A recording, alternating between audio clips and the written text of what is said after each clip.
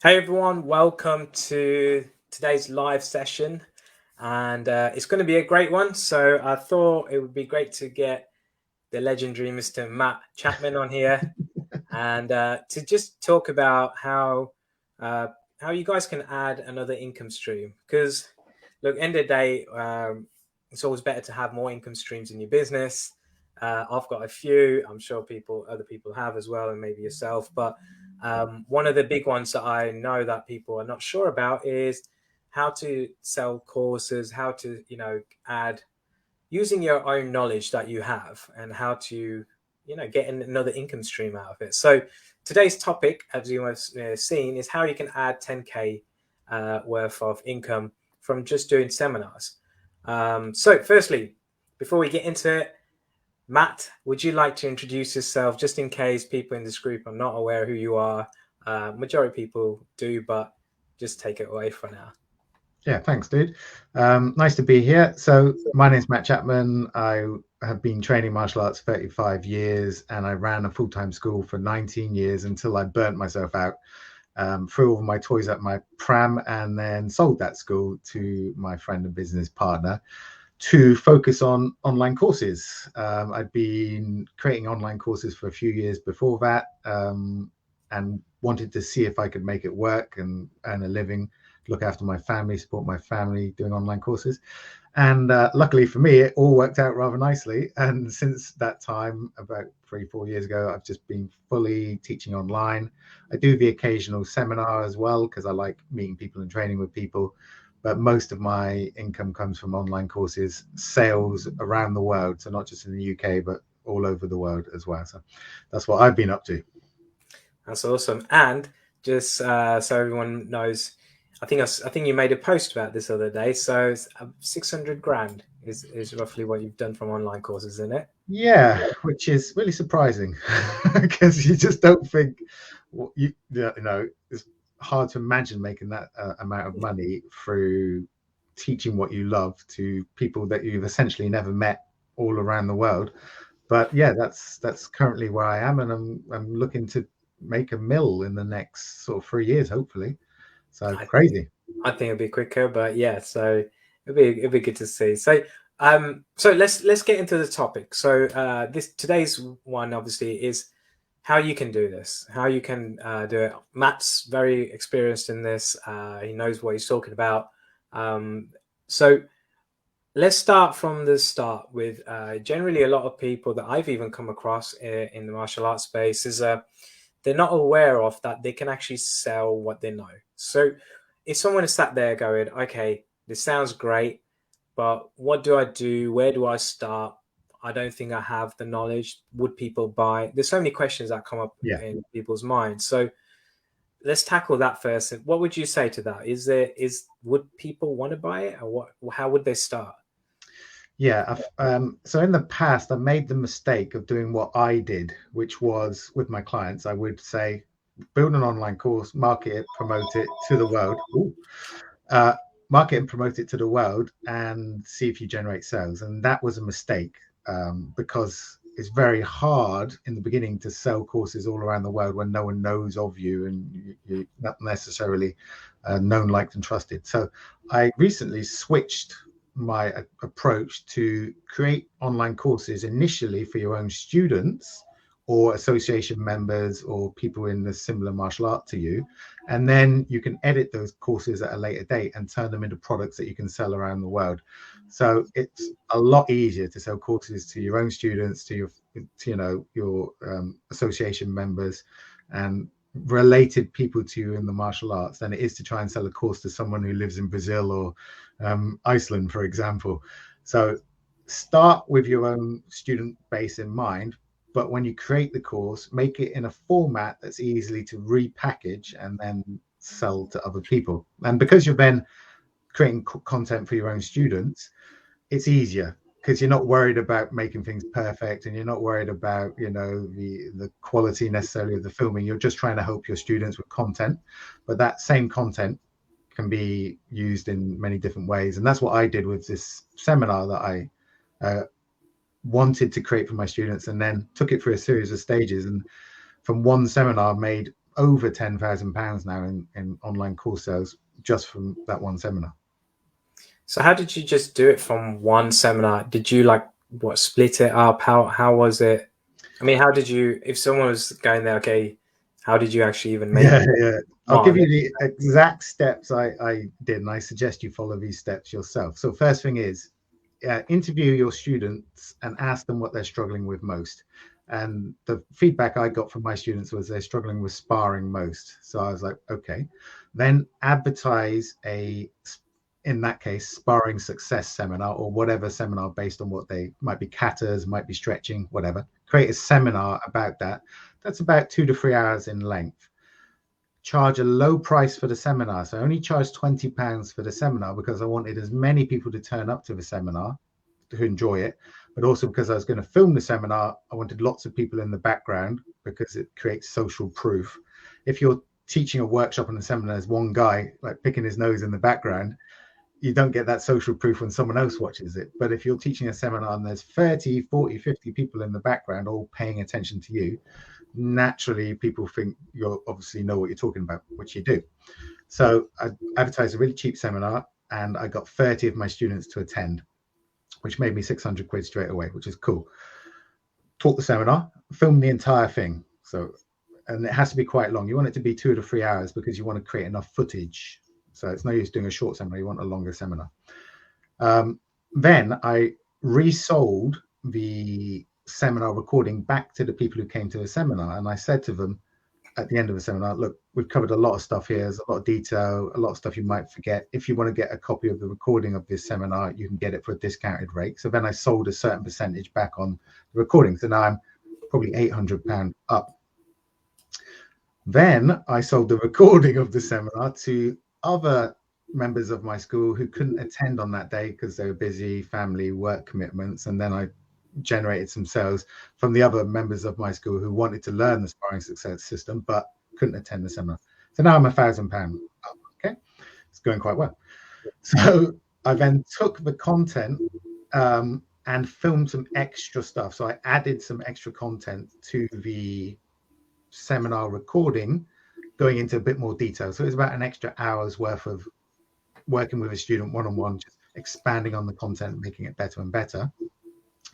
Packaged that into a sparring success system workshop, and then started to market that out to other people who knew of me. So I always start with relationships with people who know you first, which started generating sales, started generating reviews and testimonials, and then started pushing that out to more and more people using Facebook ads. And over a period of months, it generated about £10,000 and is continuing to generate money to this day. I still make sales on that course I created 5 years ago, but is now, still working for me. Pretty cool. That's awesome. That's what you call multi-purposing. Is it multi-purposing? Repurposing, isn't it? That's repurposing content, yeah. And it stays around forever. So I'll be selling that same sparring course that I taught at my school, which is no longer my school, 5 years ago. I'll be selling that in 10 years' time. So we've got a question that come up. So we'll ask this. Unfortunately, it doesn't say your name. So what online platform do you use, Matt? I use Thinkific, which is a really good, robust platform. You can use any.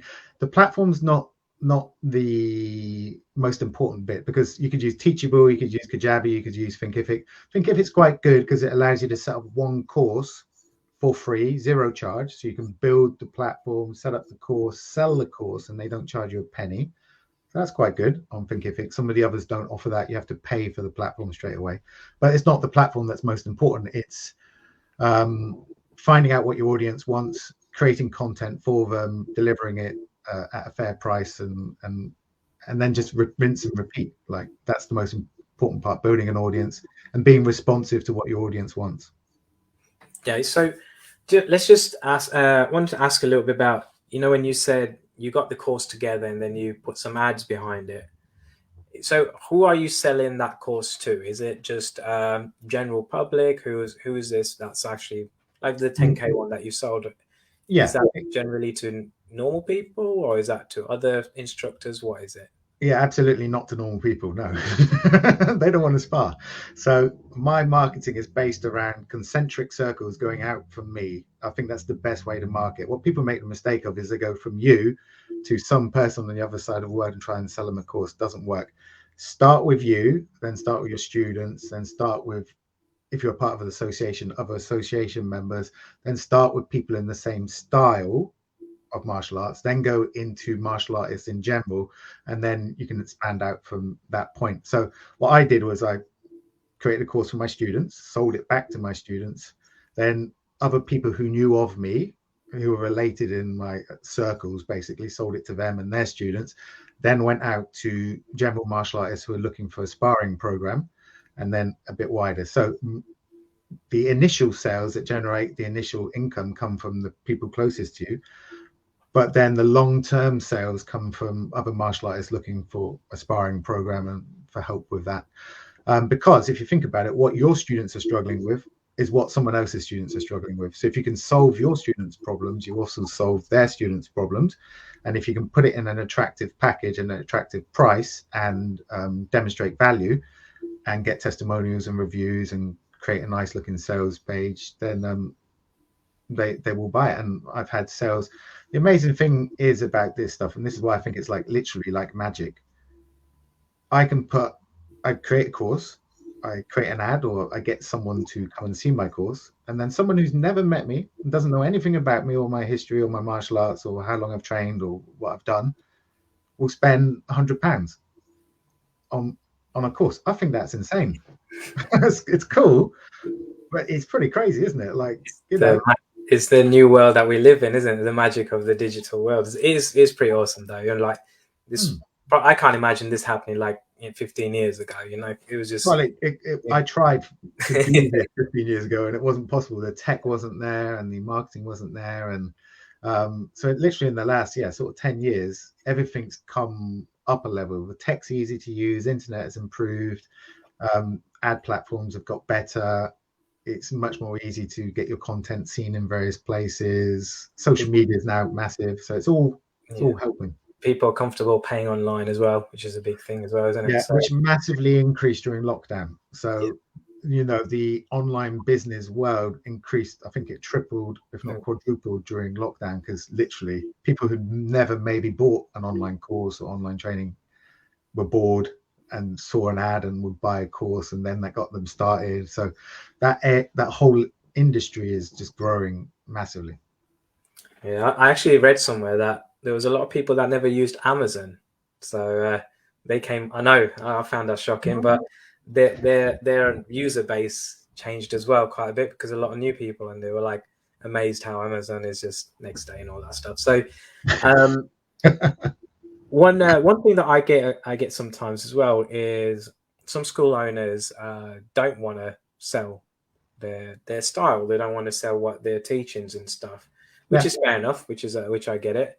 So what would you say to them if they're trying to make another income with it? Is it just their own students? That's it, is it? Yeah, I would. Well, I'd probably own students, schools in the association, or friends of theirs who are teaching martial arts. But you can make an income stream creating online courses for your own students. You just have to understand your students' problems and really get into their shoes and think, what are my students struggling with? So, for example, here's like 6 or 7 courses you could create for your. First thing I would create is a welcome course for your new starters, so that you can add it to maybe a joining fee or a membership fee, where they get access to an online welcome course that takes them through the first 90 days where we know they're going to quit.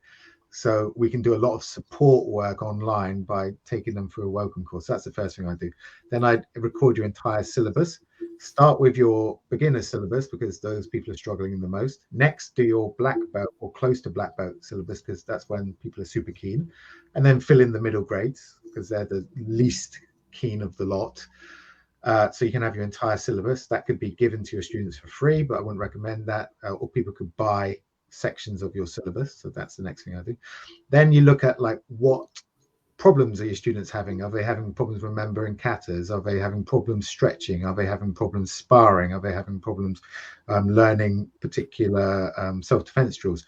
You can create courses for those as well for your students. One thing I would say is try and get your students to prepay for a course, or do what I did, which is do a workshop, which you then record and then sell back to the students who attended and your other students. So let's say your students are struggling with stretching. You're a very kick dominant style and they're struggling with stretching. You run a 3-hour, stretching success seminar. There you go. 3 S's. You charge your students to attend that. You record the entire event. You then resell that back, and then you can continue to sell that to new students who come in. So a new student is going to come in. They signed up 2 years after the seminar and they're struggling with their stretching. You can take them to the side. You can show them their stretches, and you can say, if you want a bit more help with your stretching, we have an entire online stretching program which you can get. It's only $19.99, $29.99, and it will massively improve your stretching, ready for your next grading. You can get it here. Here's the link. So you can now sell that course indefinitely, for decades if you want to. That's brilliant. We've got one question that's popped up, which is a good one. Who does the videography, part of for you? Me. So here's the secret. People overthink and worry about the quality of their video, and they try and want to make it almost like an action movie or a James Bond film where it's like really cool cuts and really zooming in and out. No one cares. Martial artists do not care. We're not really into production quality of training content, because all we want is the drills. We want to steal the ideas, the drills, the concepts, and then use them. To give you an example, I once bought a course by a Tai Chi instructor who was demonstrating a form, and he disappeared behind a bush in his garden halfway through the form and reappeared on the other side of it. And, it's funny, but I wasn't really bothered. I was like, it was quite amusing. So production quality doesn't have to be great. What you need to do is create content that people want to buy and then give it to them. I use my phone on a tripod with a light, just increase the light, and that's it. So I don't have someone, filming me. I don't have people zooming in and out. I don't have people moving and using gimbals and all that flash stuff, because it's unnecessary. And it increases the time it takes you to create courses, which is not what you want. You want early successes, early wins. So you create a course really quick, film a seminar, edit it, chop it up, chuck it in the platform, and then you can offer it to your students the next week. You don't want to spend hours and hours editing video and trying to do B-roll and cut in bits and pieces. It's just, it's not worth it. It's all about speed, isn't it? It's like the saying that say, money loves speed. At the end of the day, you got to be quick. Sometimes we just overthink things and just don't even do it, or we just extend it too long. Also, in the beginning, good enough is good enough. And this is the perfectionist trait of martial artists. We are perfectionists. We will spend, 100 hours perfecting one kick, for example. So we have that streak in us. And then when we apply it to online courses, we're like, I'm not quite happy with that bit. I didn't speak right. I didn't do that kick. The angle wasn't right. Doesn't matter. Yeah. Your first course is not going to be as good as your 20th course. So just get your first course done, get it filmed, make some money from it, get that feeling of, oh, cool. And then, you might sell a course one day while you're having a cup of tea, and make 20 quid, and you're like, oh, that's weird.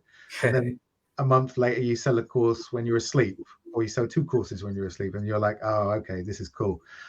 And then you start to create more courses. I always created courses with the idea of going back to refilm them and edit them if I wasn't totally happy with them, but they just sell and sell and sell. And anyone who's seen any of my courses knows I leave in mistakes.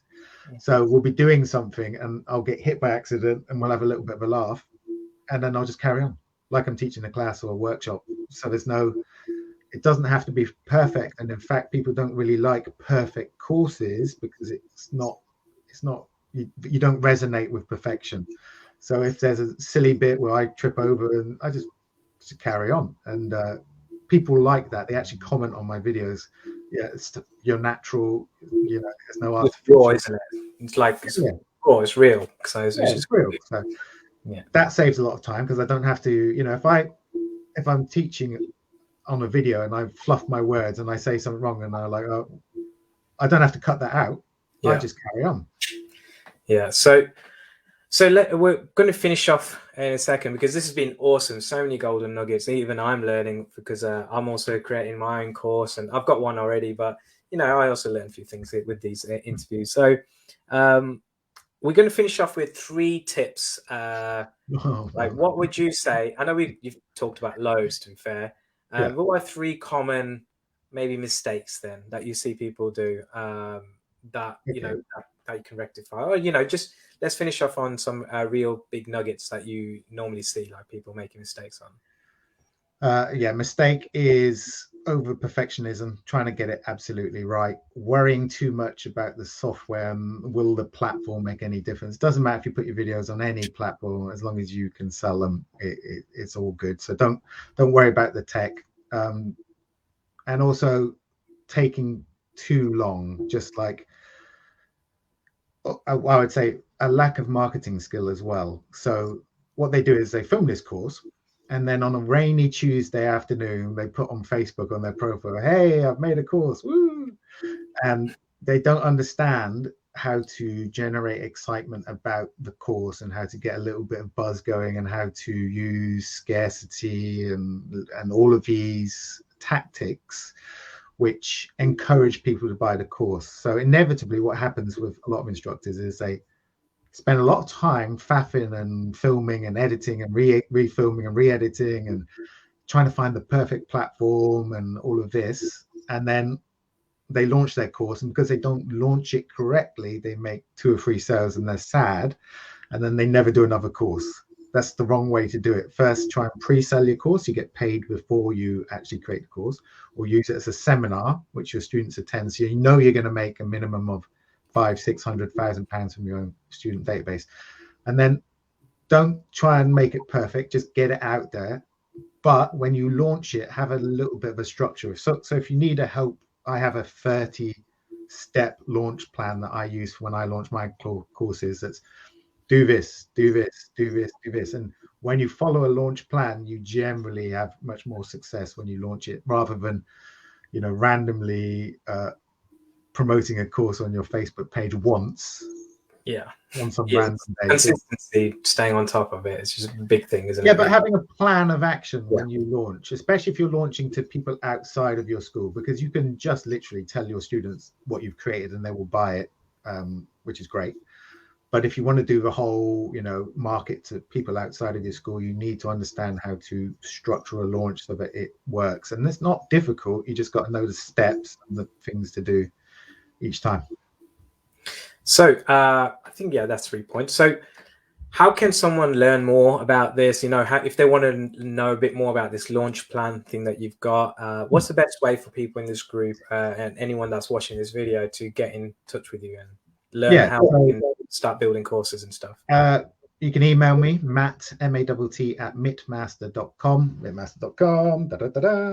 So you can get in touch with me that way, or you can find me on Facebook at Mitmaster, and I can give you a hand. But if you want a structured plan for how to launch on a single page, get in touch with me and I can give you guys that, because I've got a lot of respect and time for you and what you do. So I can give them a launch plan, and then if they need a bit of help with how to build a course, how to market a course, I can help. If you guys who are all watching this would like this launch plan, then put #Matt below, and I'll select 3 or 4 of you and connect you to Matt, and then in Messenger, and you guys can take it from there. So if you want this launch plan, then put Matt #Matt below, and then we'll sort this out. So cool, Matt. So I got to respect your time. Appreciate so many golden nuggets. I'm sure loads of people got loads of value from this. I did. So I will look forward to doing an interview again soon with you. And thank you for your time, man. Appreciate it. Thanks, dude. It's always nice to chat to you. You ask good questions that make me think, and it's fun. So cool. Thanks. Well, have an awesome day and stick about, Matt, and everyone else. Hope you enjoyed this. Let us know if you're watching this on a replay. Put #replay. If you just watch this live, then let me know what was your biggest takeaway from this. Pick one. Put #nugget and then put what you've got. It's actually good for us to know as to what resonates with you and what you found was like an aha moment for you. So cool. All right, guys, have a great week, end of week and weekend, and I'll be back on my Friday lives as well tomorrow. But everyone else, speak to you soon. See you guys.